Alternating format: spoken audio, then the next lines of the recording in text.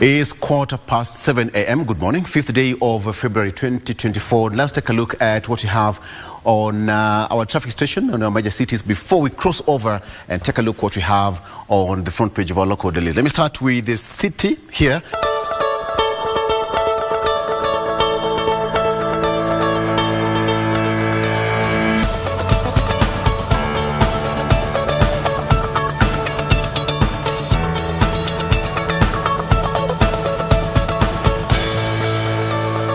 Let me cross over and take a look what you have on the front page of our local daily, starting with the People Daily. People Daily on the front page, the splash says that how farms milk security guards. This is what you have on the front page of the People Daily today. How farms milk security guards. They say, explainer there, while companies negotiate sumptuous contracts for services, they pay employees bigger salaries and evade taxes through under declaration of income and overstating deductions. This is what we have.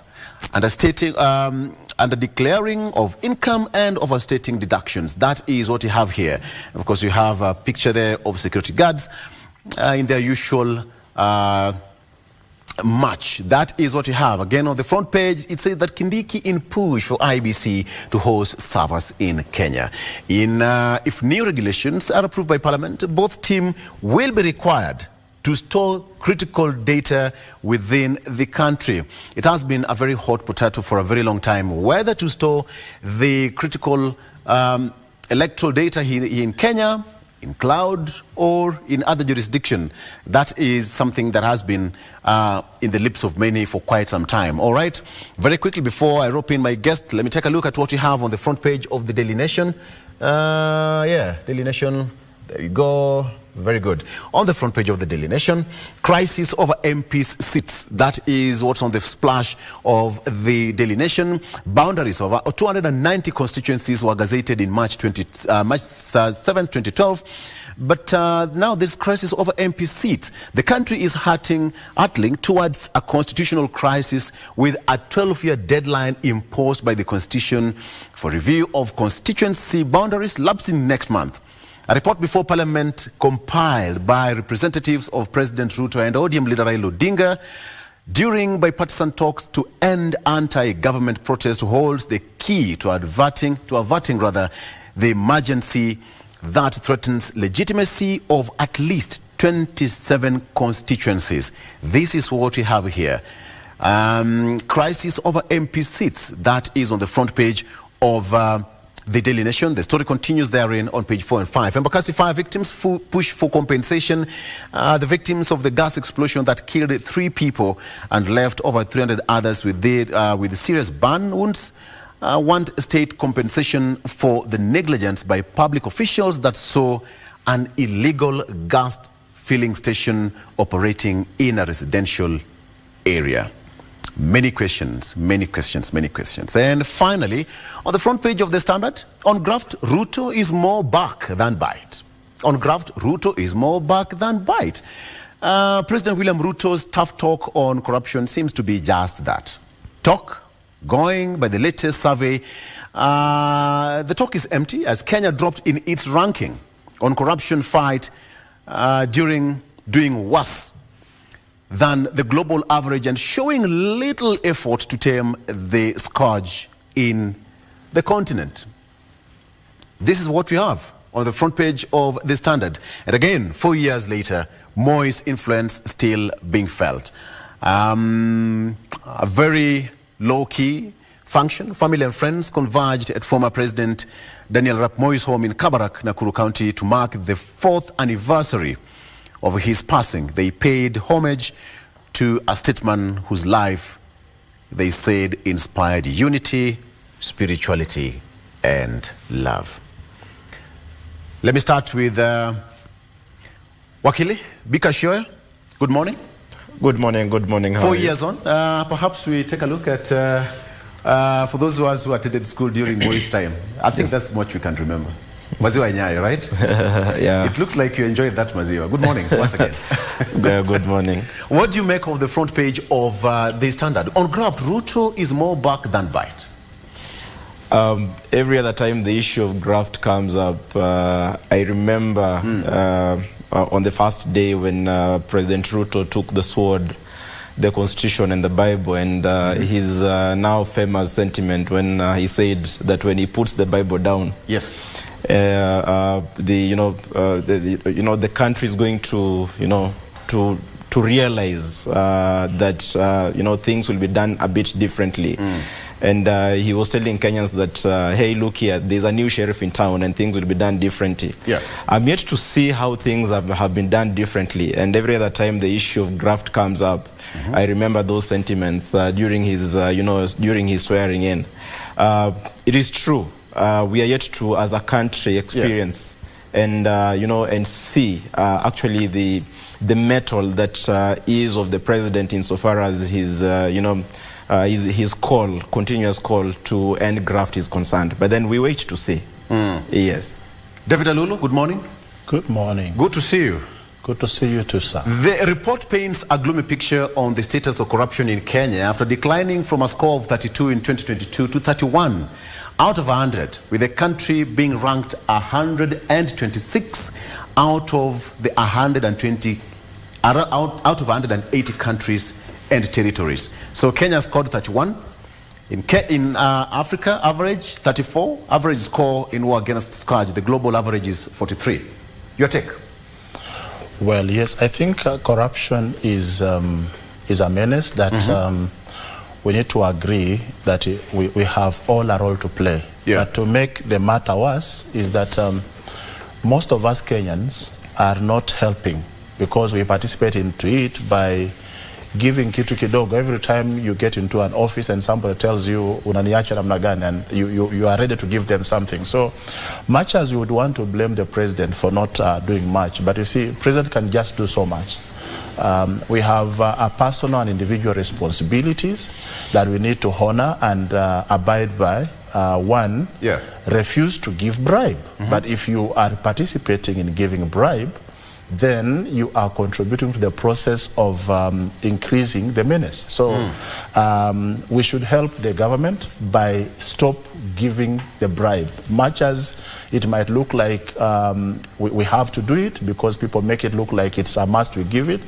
But can we resist? If we resist, let somebody accuse you, take you to the courts because you resisted giving a bribe, then we shall be helping. But if we are giving and at the same time complaining, then we are giving in one hand and taking in the other hand, which becomes a problem to the government. It is all of us. It is an all-inclusive affair. Yes. And it paints a very bad picture continentally, now that our continental ranking is not that okay. What do you make of that again?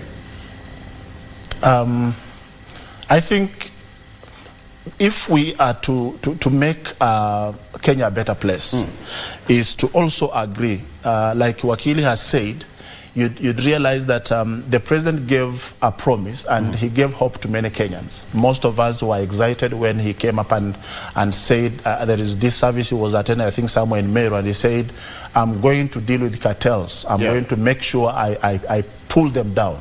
And so 1 year plus in the office and things are getting out of hand, then I think it is something to worry about. I think the president needs to put everything in place to make sure that we are dealing with this. But like I said, much as it's bad, we also have a role to play as Kenyans, because it is not one person doing it. It is an all affair.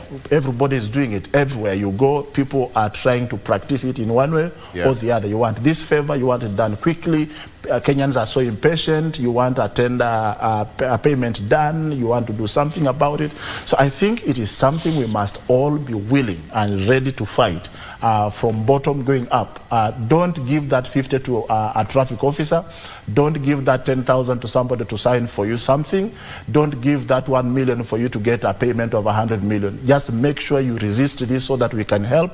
But the government can do a lot and can do better than what it is doing. I think time for talking should now come to an end. We should now see our heads rolling. We should see things happening. That is my take. Wakili, you are not this is not news to your ears. Yes, I think there is no goodwill generally on the part of government to fight corruption. I remember when President Kibaki got into government in the year 2002, 2003. I was still a young man by that time, but then you could see the zeal that the president had in the fight of corruption, and I remember even when he made a declaration at one point and said that if you find a police officer taking a bribe, then you can execute, or rather you can, initiate your, the power that you have as a civilian to do a civilian arrest. Yes. And even the kind of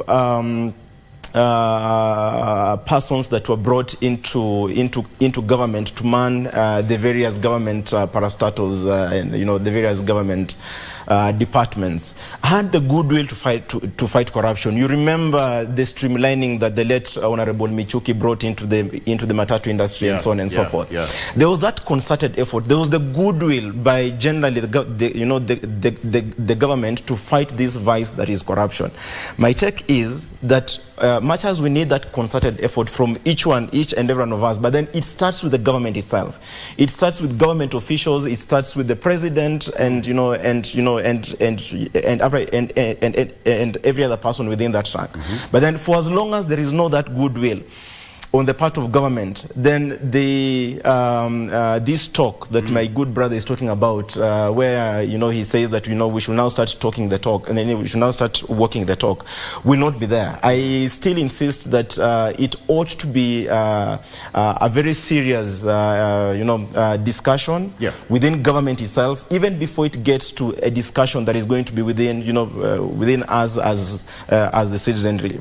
But as it appears currently, if you ask me, government is the biggest beneficiary out of this corruption, out of the corruption that this country is experiencing, and I doubt if they have the goodwill to fight corruption. Government itself, yes. Gentlemen, it's a breakfast show, and I want us to have a bit of some warm-up. That was a warm-up. I want to serve you tea. How about that? Are you happy, David? Yeah. I always ask for a cup of tea, so I should come. From where you come from, tea is... yes, it is part of us. It is welcoming guests. Yeah, actually, without tea, you are not welcome in that place. So I think it's a good thing. I get you. You are a good man. Chai si kitu ya kunyima mtu. No, you are a good man. Right? Let's take a break. We'll be right back with the boss. Take that. Sawa.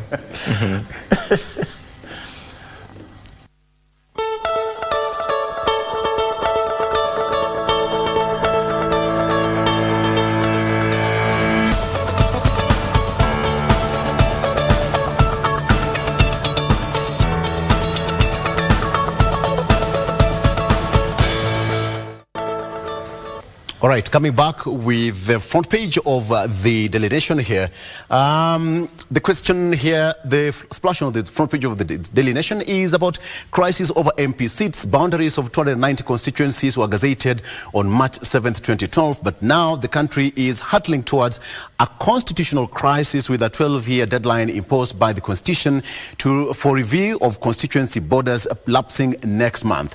A report before Parliament compiled by representatives of President Ruto and opposition leader Raila Odinga during bipartisan talks to end anti-government protest holds the key to averting the emergency that threatens legitimacy of at least 27 constituencies. Wakili, these are constitutional matter, and of course we still have so many constituencies which do not have representation as we speak. What are we looking at as far as this is concerned, as you also tie it with the front page? The issue of boundaries is a very emotive one, and that is why the drafters of the Constitution of Kenya 2010 deemed it fit that we have a review of those boundaries periodically. And it is quite saddening that despite the fact that a 10-year period has been provided for by the Constitution for the review of these boundaries. Yes. We as a country have not put in mechanisms to ensure that we have a smooth process insofar as the review of the boundaries is concerned. And so much as the same was pushed from, because it's now more than 10 years ever since we promulgated the Constitution. And 10 years and even plus 2 years after that period has lapsed, we are still talking about a crisis that we have insofar as the review is concerned. It's quite it's quite saddening. And the fact that the issue of the bipartisan talks and the reports that, the report that emanated from there comes in to try and solve that whole thing, that whole issue about the boundaries. It's quite saddening. As we talk right now, the IEBC is not properly constituted. Yes. We do not have commissioners to make the commission undertake its function. I think it's high time we stopped mixing the issue of politics and the roles of a very important commission that is the IEBC. It's high time that the IEBC should be properly constituted so that then they can perform their functions, which are actually very critical functions. Yeah. The issue of elections, the issue of boundaries.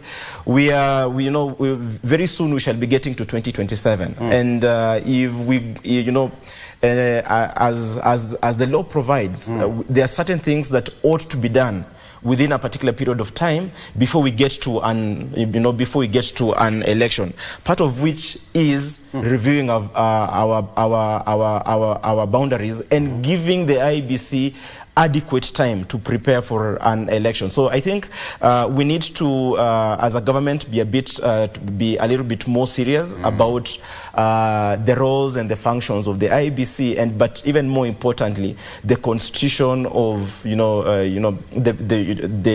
the membership, or rather the commission, and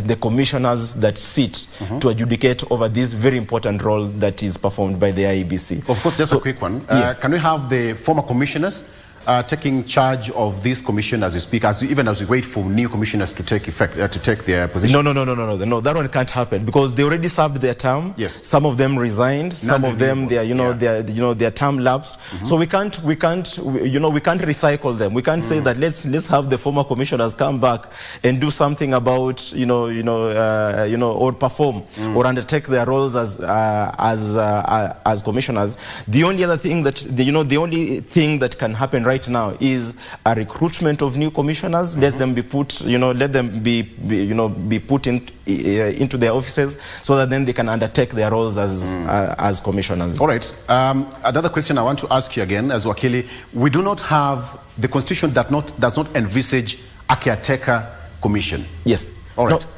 No. You'll explain that. Yes. David, it doesn't, absolutely. It doesn't. All right. So, David, what are we looking at this particular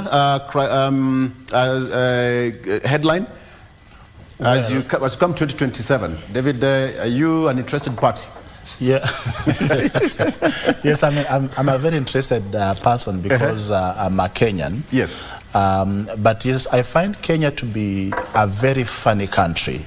Funny in a way that the political class has a way of twisting each other and creating crisis out of everything. Because I saw yesterday the former Prime Minister saying he does not respect the ruling of the court that the committee that is recruiting the new IEBC should continue. He says it cannot work because it must be done by the political class, by the adoption of the report, the NADCO report by the parliament. So you realize that the problem we are facing as a country is that we are a country that is hostage of politicians and political class, and what politicians want is what must happen, as opposed to what the Constitution says. Now, we are headed into a crisis because, one, we have these constituencies that are risking to lose its status because there's supposed to be a review, but for some reason, nobody can undertake the review. The commission is not constituted, it is not there. Like Wakil says, we cannot recycle and bring back the old commissioners and tell them, come and help us in this. We must have a fully constituted commission. And even if we were to run a fastest marathon, we cannot have the commission in place by the time the Constitution has set as a deadline. Yeah. So for some reason, again, we have to go back to the political class. The Parliament must find a remedy to this. And what is the remedy? The remedy is, number one, sitting down and doing what happened during the transition of Isaac Hassan Commission to Jebukati's Commission, where they say you have to go, we shall pay you everything, and then we bring in this other one. I think now we are headed to the direction where we have now to sit and say, no, we are a country, Kenya is ours, we have to find some shortcuts around this. Yeah. So I think the problem we have right now is lack of goodwill from our politicians, especially those in the top class, the opposition versus the government. I think we needed to have sorted this because it is not coming as a surprise. It did not come yesterday. It is something that has been waiting for more than 10 years. And so everybody knows that we need to have the constitutional reviews. Where I come from in Hamisi, we have an issue. We need our constituency reviewed. But now, who will do this? Nobody can do this. We are there to wait, and maybe surprises will come, and we are told now we should do this after our next election. And then you realize that some people will continue suffering because of the selfishness of politicians and lack of goodwill from the political class, and especially the Parliament, which I think the Parliament should take this seriously and work on this matter as soon as possible. Fair enough. We put it to rest and get the commission up and running. Fair enough. Very quickly, on the front page, we'll be taking a look at that. On the front page of the People Daily, Kindiki push for IBC to host servers in Kenya. But what's making splash on the front page here? How farms milk security guards. This is some sort of an expose or special report by the People Daily here. While companies negotiate sumptuous contracts for services, they pay employees bigger salaries and evade taxes through under-declaration of income and overstating deduction. This is what you have. Again, the issue of we have a problem, not a problem per se, but yes, the issue of IBC again, still revisiting. If we have the servers stored in Kenya, what are we looking at, Wakili? Are we supposed to be happy as a nation? Are we supposed to embrace it, or it's just that, a statement? Let me tell you, Vic, these servers are supposed to have been hosted in Kenya a very long time ago. But then the question that we ask ourselves is whether we have the capacity to host the servers in Kenya, and two, yes, the security of the servers being in Kenya, because there is some level of solace and comfort that we get as a country if the servers are not within the country, because then we shall be saying that they can't be interfered with, because as a nation over time we have we are used to not trusting ourselves. So that if the servers are being hosted somewhere outside the country, there is that consolation that we get that the interference with the servers is something that we are not going to that is not going to be experienced. But then looking at the presidential election petition, both of the year 2013, 2017, and even the election petition that we had in the year 2022, the issue of where exactly is the servers and the issue of the servers being opened has been a going concern. And I remember even at one point where the servers could not be opened because there was an allegation that the timelines, or rather the time zones between ourselves and the country where the servers were being hosted, apparently we wanted those servers opened between a particular period of time. I think it was between 8 in the morning and 11, and the court had given directions that the servers be opened. And then the officials from the commission, that is the IBC, came back to court and reported that yes, the servers can be accessible, but then the persons hosting our servers are still asleep because apparently it was during daytime this side, and those guys were still sleeping on the other side. So it is a concern. We need to have the servers in Kenya, but then even as we push to have the servers in Kenya, it is important that the issue of security, the issue of accessibility, the issue of audit of the systems, and so on and so forth, should be something that it is a discussion that we need to have. Yes. David? the issue of the servers, I think that's a hot cake. And everybody wants it done as soon as possible. Like Wakili says, we need to have servers hosted in Kenya as early as yesterday. But now, the problem we have in Kenya, one, we have this issue of distrust. Everybody trusts the other. Actually, Kenyan elections are rated as one of the most expensive in the world, not only in Africa, but in the world. Because, one, we have this distrust. You will have somebody fishy, smelling some fishy characters around whenever there is something to do with the election. Everybody is suspicious of the other. So, much as we would want to have the servers hosted in Kenya, the question is, have we dealt with the issue or the question of trust? Because somebody would always try to, will think if the servers are being hosted here, the other fellow has an upper hand over me because they can easily access. There was this funny jokes running around during 2017 election that one person went to check into the server to see if they can steal, and when they got there they found somebody else had already gotten there and stolen. So everybody was crying that there is a thief. This side says there is a thief, the other side says there is a thief.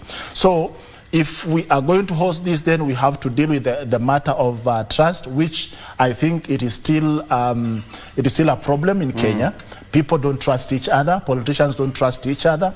We are not yet at that stage where Kenyan politicians would agree that we can run our own affairs here. Actually, leave alone hosting the servers. I think even ballot papers should be printed here in Kenya. But because of the distrust that we have, we spend billions of money going to foreign countries, actually outside the African continent, to go and try secure ballot paper so that everybody can feel it is coming from far, so nobody has done some monkey business with it. So the issue is trust. So having the distrust amongst ourselves, hosting servers here must be more disastrous than what we already have right now. It is better to have a neutral referee than have somebody that you trust. Does it mean that we have to go back to the manual way, the way we used to do it? Maybe we go to the Mlolongo way. No. If we went to the Mlolongo way, that is when people will not be struggling with the server thing. We should not ask where the servers are. We just count, do the head count, and after that we say David Arul has won with 10 votes. But as it is right now, we have advanced as a nation, David. And yes, we have. But the problem is, much as we have advanced, do we have the trust? Because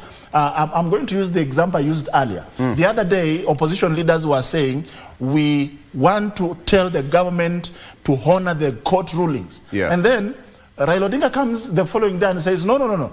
We cannot honor these rulings from the courts because they are saying the committee should continue to recruit the new commission. So you realize that we speak out of convenience. Kenyan politicians will always address things and comment on things based on their convenience. Is it suitable for me now? If it is not suitable for me now, then anybody else should not benefit. We have that clip. We'll play it shortly. But Wakili, just as we finalize on this issue of IBC, so then, how will it change the whole scenario of electoral malpractice? Whether the server is stored here in Kenya, we have hosted here in Kenya, or in cloud or any other jurisdiction, how will it change and save the face of our electoral system? You see, for me, if you look at the election laws, and we've had the opportunity of making good our election laws over the years because of the various presidential election petitions that we have had over time. Yes, the laws stipulate that voting, or rather the voters shall, the tally shall be done at the polling station, and that is a very important, component of our elections that we have, that we incorporated in our laws. Vigilance, insofar as counting, tallying, and collation of votes is very important, and that is why it is required of us that the vote should be, it is the vote at the polling station that counts. Yes. Then, after the voting has been done at the polling station, then it is transmitted. It is only at the point of transmission of these results that is now when the issue of the servers come in. That is now when the issue of the, that whole system comes in. As to whether the system is foolproof, that is an issue that government has to deal with, or the ICT experts have to deal with. Yeah. That is one thing that they have to advise us. But then insofar as carrying out the elections at the polling station is concerned, at least that one has been catered for by the law itself. So when it comes to the issue of the servers, I think it is a discussion that it is good that we are having that discussion. The only thing that we need to do is then now to consult the experts in the ICT, and then thereafter, I think the legislators can come in and probably promulgate some rules or laws or regulations to guide that particular system. Because as it stands right now, even if we were to look for the data of the 2022 elections, we do not have a legal framework to ensure that then we have access to those particular servers, and that is why when these matters are taken to the Supreme Court, the Supreme Court has tried to give guidelines. It has tried to guide that process of access to the servers, of access to that very online system. So I think it is a good discussion. It is going to change the whole electoral, the way we are doing things electronically, insofar as the elections are concerned. So and it is important that we have that discussion. So when you say that we don't have that mandate, we don't have the permission, the constitutional powers do not guarantee us to access the system. So who has that mandate? You see, most of, or rather all the activities that we do as Kenyans, whether it is elections, whether it is education, whether it is the issue of collection of taxes or whatever it is ordinarily guided by law. It is ordinarily guided by the Constitution of Kenya 2010. And so if we do not have a legislation in place, if we do not have rules and regulations in place, it becomes very difficult for you to undertake that particular process. And that is why, for me, I'm saying that it is important that even as we have discussions towards domesticating or bringing back these servers into the country, it is important that we have a legislative framework that then will say that this, for instance, we can have a regulation that will say that these servers shall be hosted, or rather these servers shall be domiciled in Nairobi, for instance. Or we are going to say that these servers shall be domiciled at DOD. And then even as they are domiciled at DOD, that at the beginning of every electoral cycles, maybe let's say heads of political parties or representatives of political parties, together with their ICT team, shall be allowed to audit the system to ensure that then it has been formatted to ensure that it effectively carries out the next elections, so that then we do not have the results of the previous elections interfering with the results of these elections that we are going to. So that we must have some guiding principles, and then this and the only way these guiding principles are going to be put in place is when we are going to have a legislative framework. We do not have that legislative framework right now, but then seeing as it is a new conversation that we're having of domesticating the servers, then it is important that we have some guiding principles, some guiding framework to guide that particular process. I'm just imagining who will have the password to the server. That shall be part of what shall be in the legislative framework. Who is ready to have that singular password? And that is the point where we've been in this country. We have a problem with trust. You see, and you remember, and that is why you remember even though those are the kind of discussions that we had during the Musando death, and guys were saying, oh, he was the one, he was the one who was having the password. He's the one who was having the password, and so they had to eliminate him. But then I think we have learned over time, and probably we are going to have and probably we are going to have more than one person having, or rather we are going to have more than one level of persons that will ensure that there is, that the servers are foolproof. Okay, David, I wanted to close this. So, domiciled here in Kenya or outside somewhere else? Because we might say that somebody is safer with a server out there in and his disclosed location. We have no idea. Here or across 254 borders. Victor, this is a very tough question. Yeah. It is tough because, like I said, we have a challenge with the issue of trust. With the issue of trust. Okay. So at this moment, I feel we are safe with the servers domiciled outside 254. With whoever is managing it there, it is much safer there right now because, like Wakil is saying, you realize when we say we want to have it domiciled here, even if we say it is at DOD, we'll have all political parties saying we want to have a password. Everybody should have a way of accessing these servers. So yes. I think at this stage, in the future we might want this to happen in Kenya, but at this particular time where we are and the political players we have in place right now, but have you ever I think noticed we that are much safer outside 254. But have you ever noticed that the only contentious issue is always about the presidential election? Yes. Not that the MCAs, members of parliament, women reps, etc., etc. It's only the presidential vote. Yeah, because everybody wants to have a bite of the national cake. Okay. And since the cake is the cake is so nice that everybody wants to have a bite of it, so we have this trust of everybody. We feel like everybody should have a way of getting information around it, but the problem is, who can we trust? Who can we trust? That is the question. Maybe we say, just borrowing what Wakil said, we want this domiciled at DOD. Now, let's change the IEBC to be managed by the military. Let's have the CDF, the Chief of Staff of Defense Forces, to now be the chairman of IEBC. Maybe that we shall have some sort of trust. And I think one also very important thing, I think is it's a high time, though I know these discussions are ongoing, that we have the IBC's office in a particular place. Unlike us having the IBC on 17th floor of some tall building somewhere. Yeah. Let us have the IBC have their own land,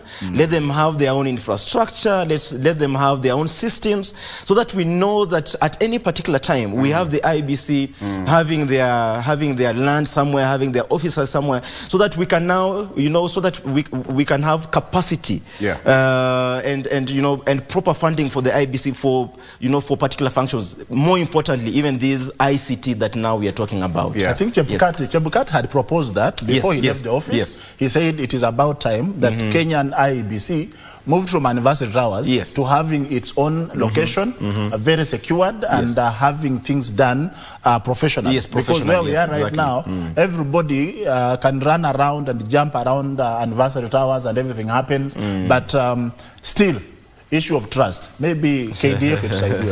No, we can trust you. We can trust you, David. You can trust me. We can trust you. Hey, okay. Thank you for the trust, Victor. We can trust you. I need to fill your cups one more time. I need to fill your cups. Let's take a break. We'll be right back with more. This is a discussion that I want us to continue having. And David says that politicians are politicians. They speak from both sides of their mouth, both ends. We want to take a look at that shortly after this. Stay with us.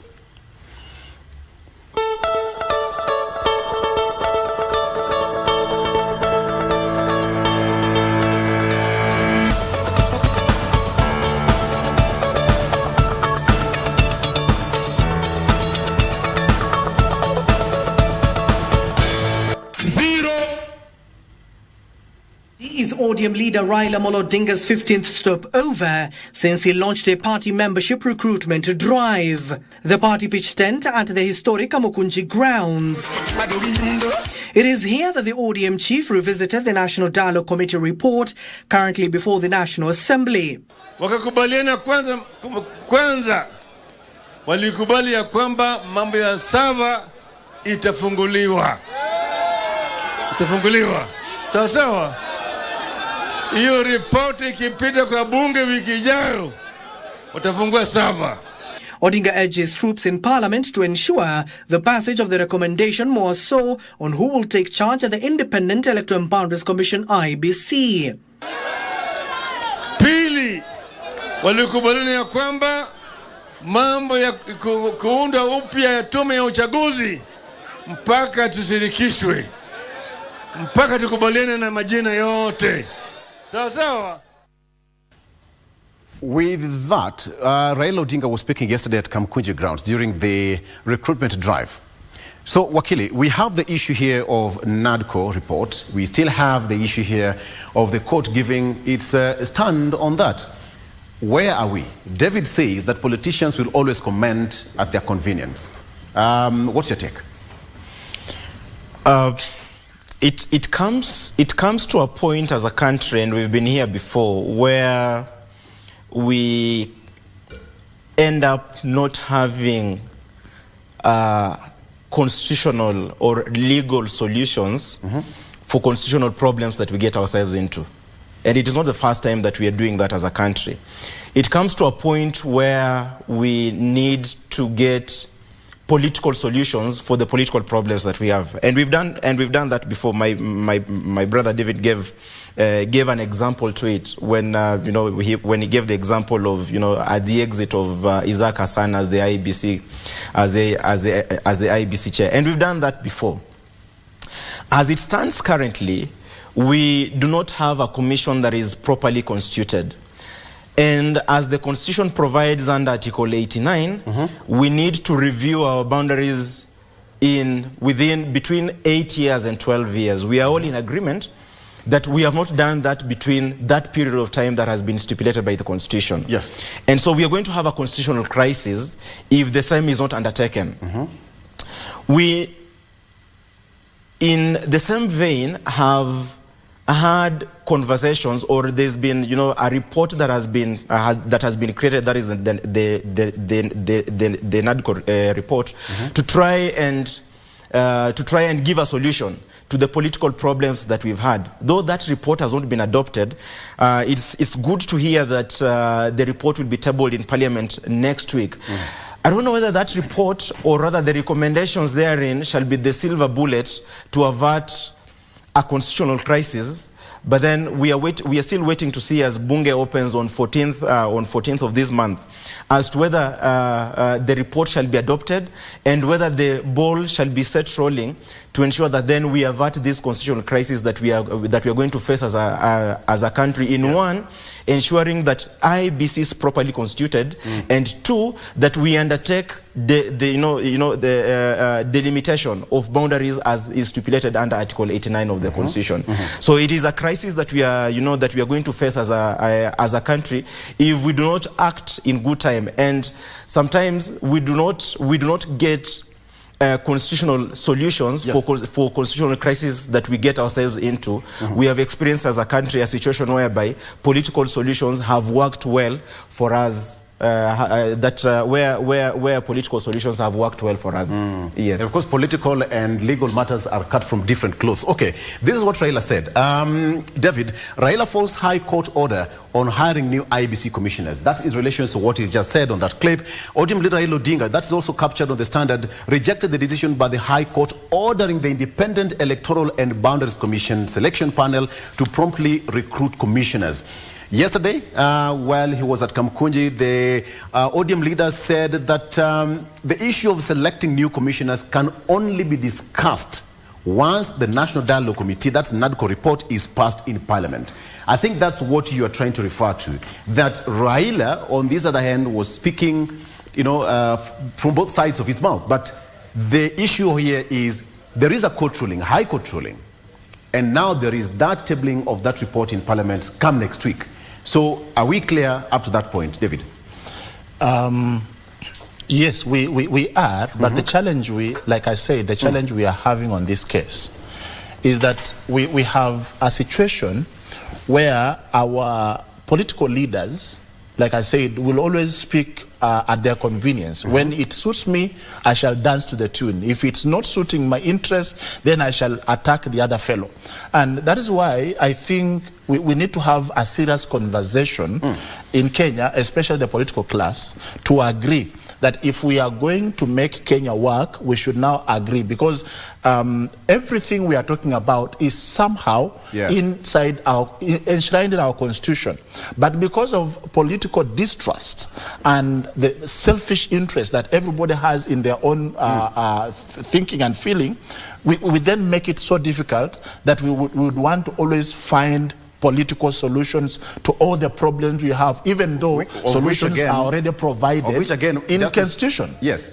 So Justice Mugude Thande said you cannot solve a political issue, legal issue politically. You can't. And that is why Kenya is a political nation, where now most of the things that we have to deal with must be discussed in political forums. Once politicians sit down and agree, now like Baba is saying, we have a NADCO report. Let's forget about constitution. Let's forget about what the law says. Let's now follow what the NADCO report says. And he goes ahead and says, what the parliament shall do with that report is what shall determine whether or not we shall have a IBC in place. He goes ahead and says, once it is adopted, we shall now have we shall go vet all the names. We must have a say in the names of IBC. So you realize that politicians and political class in Kenya took hostage of the constitution. Our constitution will only work when it comes to interest of benefiting some factors in political class. But when it comes to matters of national sensitivity, politicians can always play around with it, and then we shall say, let's have a political conversation, let's go on strike, let's do this, let's cut these deals, and then in the long run, once politicians agree, our country can only move when politicians agree. And that is why we need to have a serious conversation on how to tame the influence and powers of politicians, which again is a challenge. If only you can trust me, like you said, Victor, and then I become a referee, maybe things can work. But since not everybody can trust me, let's trust the process and pray that things will work one day. Let's go back just a bit. A few months ago, Parliament really disbanded that panel. So that panel is not in place. And that is why we have the NADCO report. And that's what Raila Odinga is speaking about. That wait a minute, let's go to Parliament, have that report tabled, discussed. And if that NADCO report is passed, then it means that they are going to have a new selection panel. So where is the bone of contention here? The question now comes in, Victor. Yes. Parliament versus courts. All right? At some point, Parliament says we have to do things on our own. Then the court says, no, we are arbiters here. We must arbitrate in these things. And then on the other side, we have opposition that says, everybody must abide by the rule of law. When the court rules, everybody must respect. But now that it is touching on a very sensitive matter, they say, wait a minute, I think the courts are very wrong. We should now go the Parliament way. So here, the point is, let's agree that we are in a political situation and we must find political solutions. And since NADCO report is already available and it's in Parliament, I think this is the only time Azimio has something very strong on the head of the government, and NADCO is that thing. So the government has no way out of this. We should have a conversation in Parliament, let this thing be adopted so that we can move forward and get the IEBC fully constituted and in place. I think Raila Odinga is just trying to remind Kenyans about what I agree with you, totally. I agree with you. The political bit of it and the legal bit of it, fine. But Wakili, help us here. Probably, maybe I'm wrong, David is right, or vice versa. Look at it this way.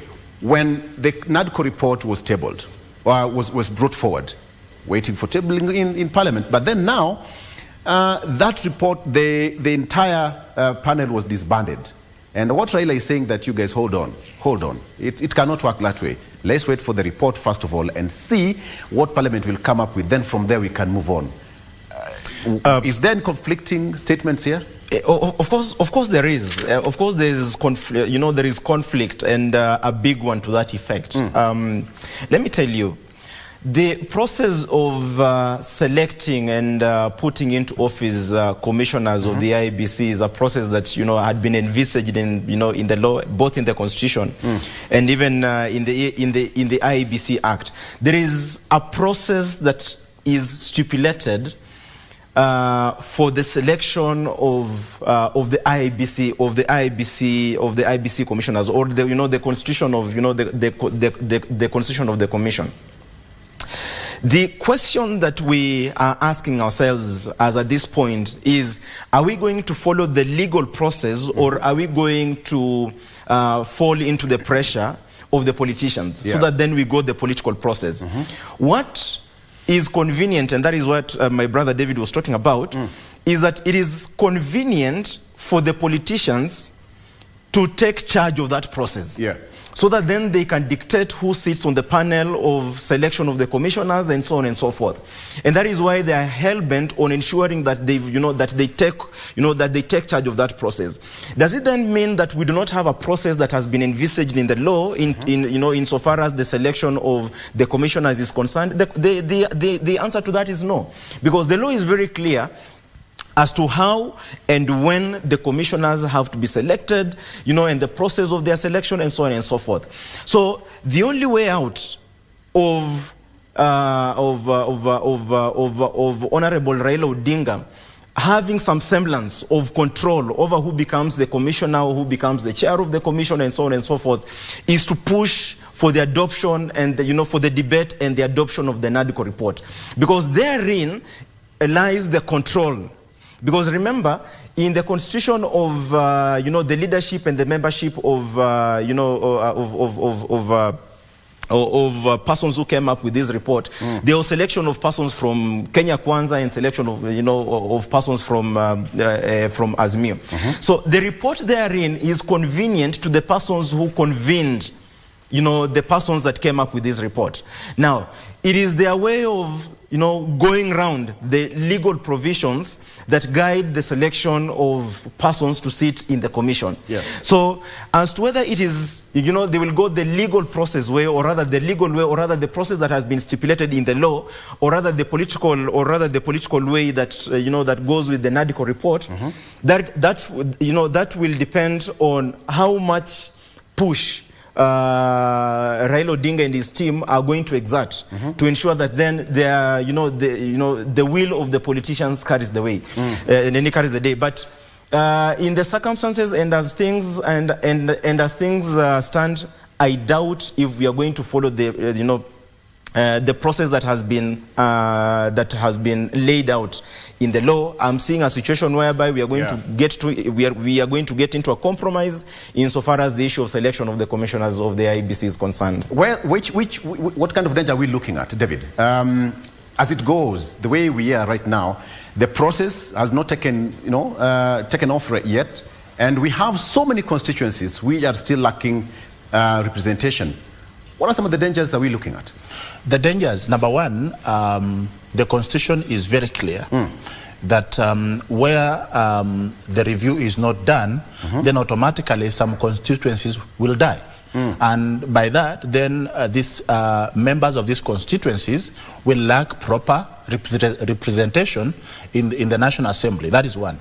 But number two, also, we have some constituencies. I've given an example of my own constituency, Hamisi, which for the longest time we've been seeking for a division, subdividing of the constituency because it is too big and some people are feeling less represented. Yeah. So we'll lack an opportunity of having our constituency reviewed and getting a proper representation.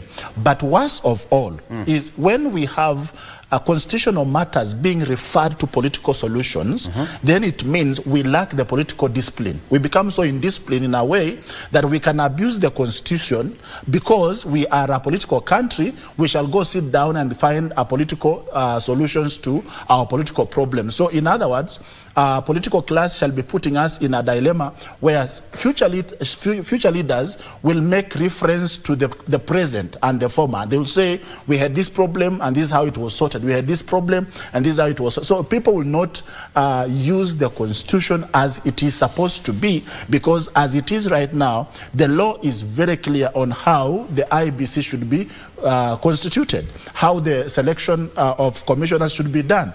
But because of the bad morals of politicians, we are in a confusion where we cannot follow the law, but then we have to appease some political players and make sure we consider their views and everything they are saying, so that we don't find ourselves in a scenario where we are fighting. So the biggest danger is giving the future generations a bad reference that you can disobey the law and still find some shortcut through political conversations and find what we call political solutions for political problems, which to me I think is a very dangerous time. Yeah. If a country wants to grow, and that's why earlier on I said we are in distrust. We don't trust each other. That the law has said this is the procedure, but somebody says, if this person person or this procedure is followed, I shall be left out. If I'm left out, the person that shall be given mandate shall be a friend to so and so. So I'll not find a share of my cake from this one. So once this route is encouraged, then we are risking sending our country in anarchy, leave alone what the CJ was saying about disobeying the court orders. Now we are in a dilemma because we are disobeying the constitution itself. And by so doing, we are messing and taking and leading Kenya into a very bad precedence. And this must be observed keenly. And Victor, let me just, you asked a question, and I think it's a very important question. You know, if you look at Article 1 of the Constitution, it talks about the sovereignty of, sovereignty of the people. And Article 1 says that all sovereign power belongs to the people of Kenya and shall be exercised only in accordance with this Constitution. But then, even more importantly, if you look at Article 1, 2 of the Constitution, it says that the people may exercise their sovereign power either directly or through their democratically elected representatives. Right. We are having a situation whereby there are some constituencies that have lacked this representation for a very long time because the IEBC is not properly constituted. Correct. And so they cannot undertake an election within those particular, within those particular constituencies. A classic example is Banisa constituency. Yes, exactly. Where I think they lost their member of parliament in January 2023 or something. Yes. Now, if we are to, go by the letter and spirit of the Constitution, and especially under Article 1, 2 of the Constitution, that states that the people may exercise their sovereign power either directly or through their democratically elected representatives, it gives the people two options: either through their democratically elected representatives or by themselves. So if they do not have a democratically elected person to represent their views in parliament, does it then mean that the people of, let's say, Banisa constituency can all walk, to the court and say, we are here to represent ourselves because we do not have a representative in this august house, we are here to represent ourselves? Because then the Constitution stipulates that then if they can either do this individually as persons, or they can do it through their democratically elected. So if the IEBC or rather the government is not facilitating the people of this constituency to have a democratically elected person, then the power reverts back to them, right? So how will they get representation? For a classic example of Banisa, how will they get representation? Bursaries are being distributed right now, and yet they don't have. And according to Article 1, sovereignty of the people, here it is. Article 1, you correctly put it. Yes. It belongs to the people, can be exercised directly or through a representation. So how do they go about it? 1 year plus later? Yes, and that is the kind of crisis that I'm talking about. And it is only that we do not have regulations on how individual representation of people can be undertaken to then effectuate the provision of Article 1, 2 of the Constitution, because it it only says that we can do it we can do it individually as citizens. But then what mechanisms do we have in place? And that is why I think the people of that particular constituency are a bit at crossroads, because like you properly say, we have there is so much that an elected leader does to his people, because there is a mechanism that has been there's a mechanism that has been put in place to ensure that they undertake that role. But then what now becomes of a constituency where there's no representation, people now have to represent themselves? Do they carry placards and go to parliament? Who takes care of them? Who represent them in the National Assembly for that? Yes, are they going to say that because the IEBC has now failed us, we are going to have our own IEBC in our constituency, we are going to elect someone, and then we are going to give results to government and tell government, hey, look here, we have elected one of our own, and this is the person that we seek to represent, because the institution that you put in place to help us elect someone is moribund. It is non-functional. Okay. Are they going to sit down and elect their, or rather, are they going to say, okay, we are going to elect, I don't know whichever mechanism, but or rather, probably even the local chiefs will come in and say, we have selected one of our own to come and represent. I might be thinking out loud, or in a weird way. But do you think it's a time that the drafters of the Constitution, and even you as wakilis of this world, should come up with a caretaker kind of, position in a constituency, so that when we are faced with such a scenario, this is one of a kind. Ever since we started having this new constitution, we've never had this long period where a constituency has now been represented for over 1 year. It has not happened. No, it hasn't. I think it has not. But David, as you answer that, do you think we should have a caretaker, maybe a deputy member of parliament? Actually, I was thinking that direction. I wanted to say, I think it's about time. Member of parliament? Since we have president and deputy president, governor, deputy governor, I think it is about time we start thinking, much as it sounds very funny, but it's about time we started thinking of when we are electing a member of National Assembly, there should be an assistant to that person, that if a crisis like what is happening to Banisa happens, people are not left to just admire what is going on in other constituencies, and the constituency itself is lacking a representation. But much as that is also an option, I think we need now to revisit how the commissioners to the IBC are appointed. Yes. We should avoid a situation where we have all the commissioners appointed once. Yes. We should have this done, say every year we have 1 or 2 commissioners appointed to the office, so that when the retirement comes, we all know we have 1 or 2 going, and we still have 5 in office who can still run, take care of things while we are recruiting other commissioners. As opposed to a situation where we are in right now, we have all commissioners out of office and the country is at the standstill. Right now, if the worst of the worst happened, if the worst of the worst happened in this country today, and we said we need an urgent election held, then we shall have a problem in this country. So I think there should be a review of that. We should have elections of commissioners, because even the boards that are elected, the boards of small organizations, you are told you cannot retire all at once, you cannot be elected all at once. There is that cycle of the term where we know at this particular time a member so and so shall retire, and we shall announce, declare the vacancy so other people comes in. But so Kenyans need to have a fair representation, and I think it's about time we started having the conversation. Let there be an MP and deputy MP in constituencies, so that when an MP for some reasons dies or is incapacitated, or for some reasons he cannot represent, then the assistant or the deputy will run the affairs, and we shall not have the constitution in limbo and confusion. That is a conversation we must all have now, because it is dangerous. Victor, we are not going to have that conversation.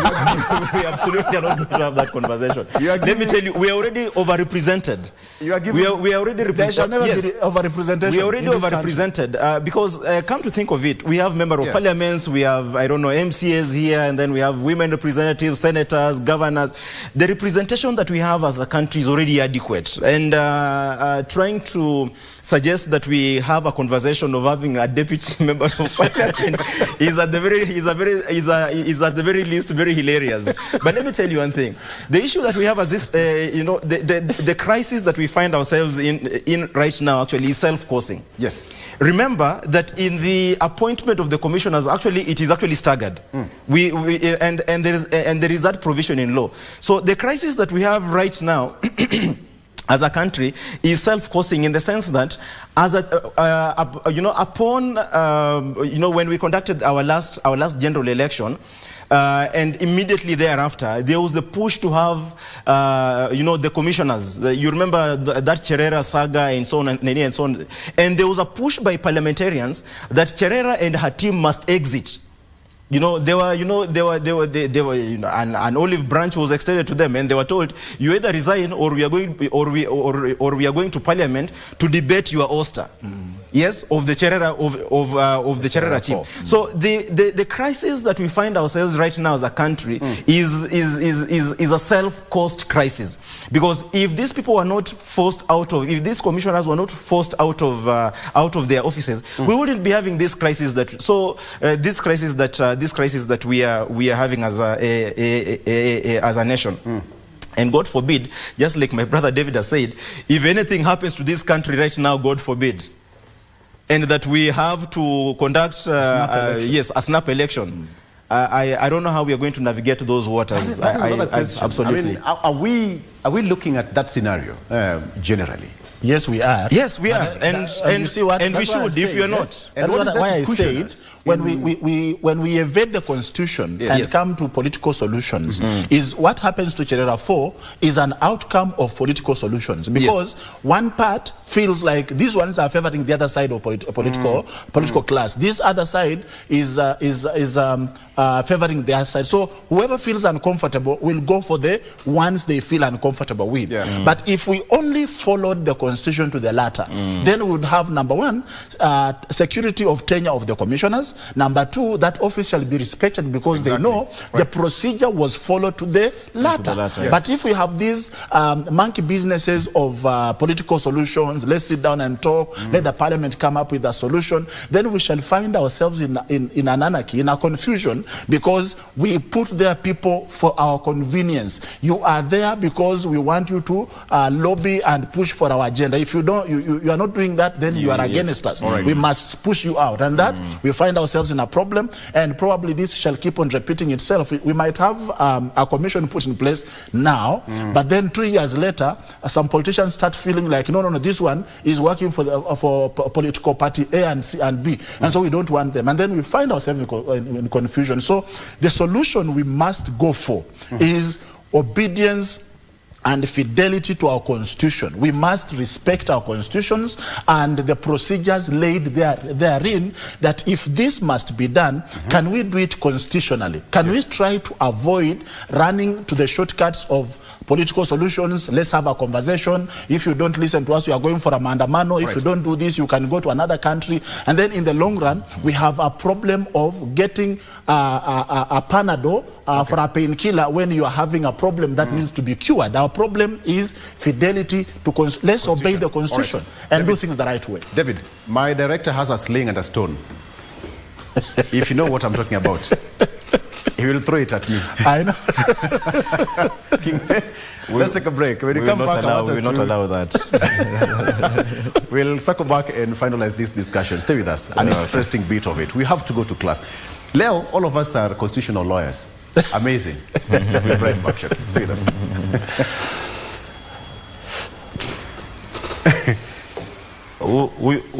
David is very cantankerous. How do you even propose? No, we need deputy MP. Right.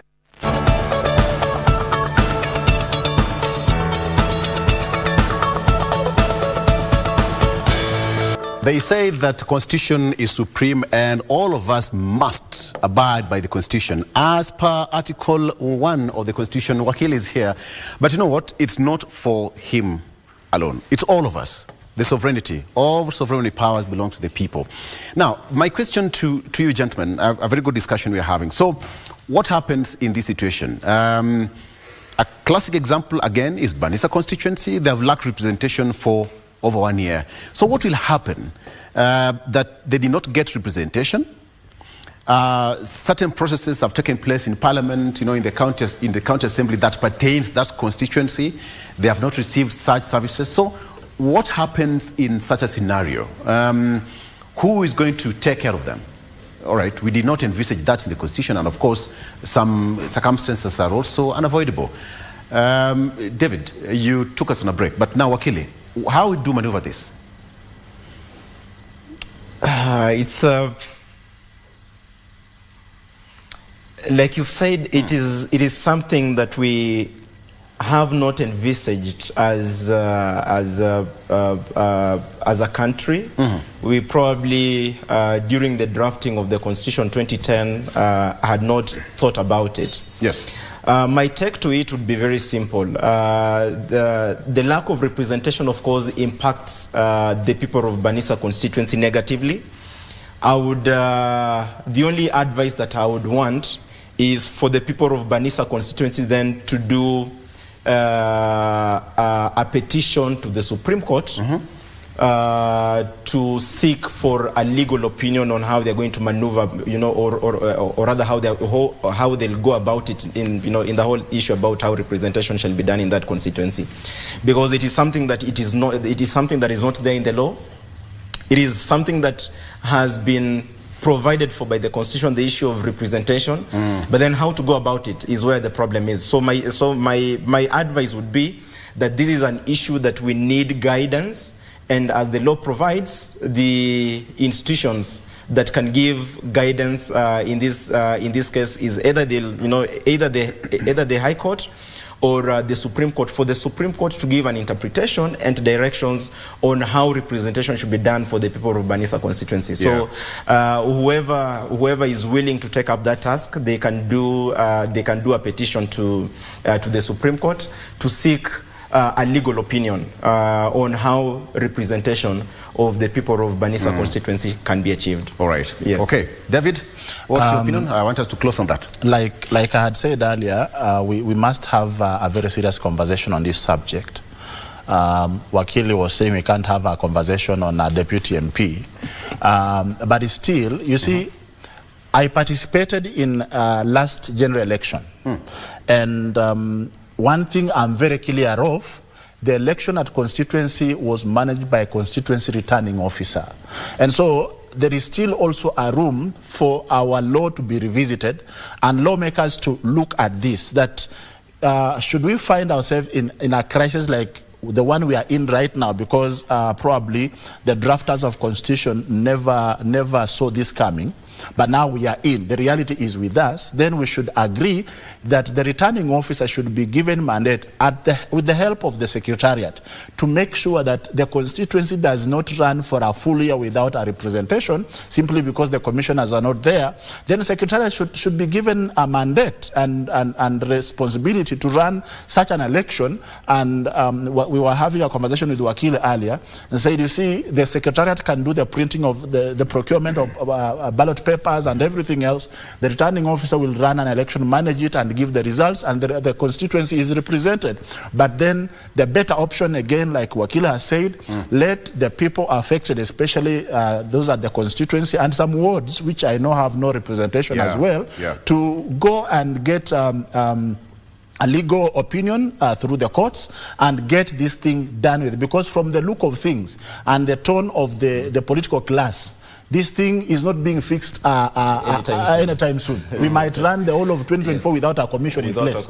So that we can get to 2025 with the hurriedly efforts to put a commission that will now start preparing for 2027. People are interested more on the 2027 election than any other thing that is in between here. So we need to have this conversation. But since the elections at constituency are run by the returning officers, people of Banisa should be given an opportunity to elect their leader using the mechanisms that are already there. We cannot keep these people waiting forever for representation and missing the opportunities like any other Kenyan. So, okay, again, another wide thought. So what if we, Banisa constituency, another classic example, what if a petitioner goes to court for a redress and say that, you know, because we are not represented for 1 year, come 2027, we will not have an election for another 1 year.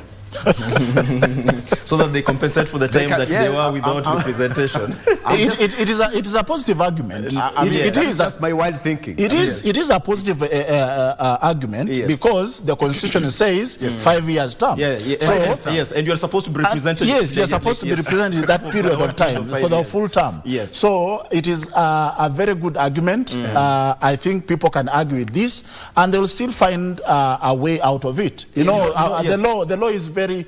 Very clear. The law is very funny sometimes. Yes. Things that you think can never work, you go and seek opinion and you realize you can have your way with it. So they can still go and say, listen, we were not represented for 1 year. We want this compensated by another 1 year. So our election shall come a year after the general election, which is good. See, just like it happens during the vote or on that voting day.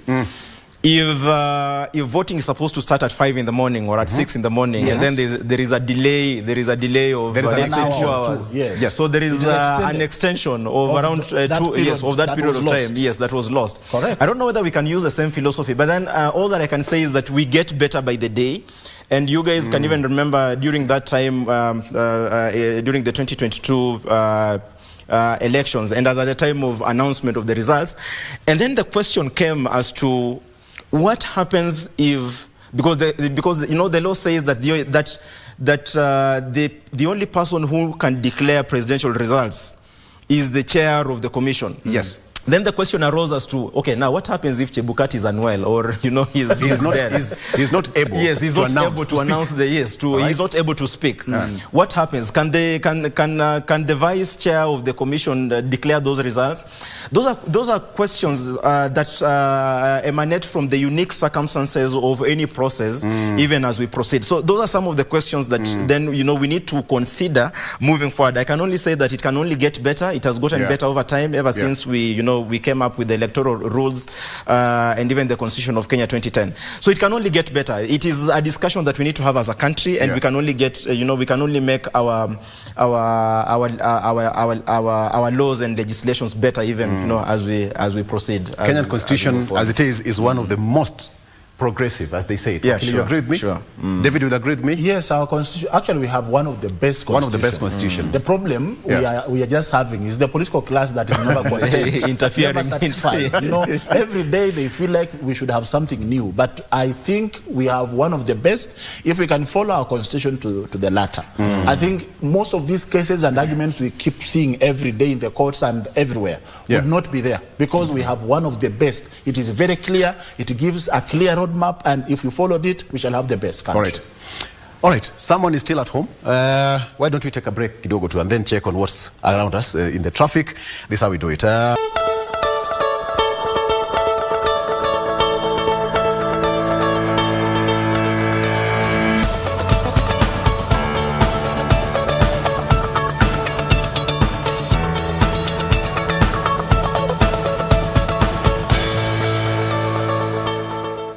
It's 7:15 a.m. Good morning, 5th day of February 2024. Let's take a look at what we have on our traffic station on our major cities before we cross over and take a look what we have on the front page of our local dailies. Let me start with the city here. I want us to cross over and take a look at what we have on the front page of our sister sites here. On the front page of France 24, El Salvador's President Bukele claims re-election victory with more than 85% of votes. 85%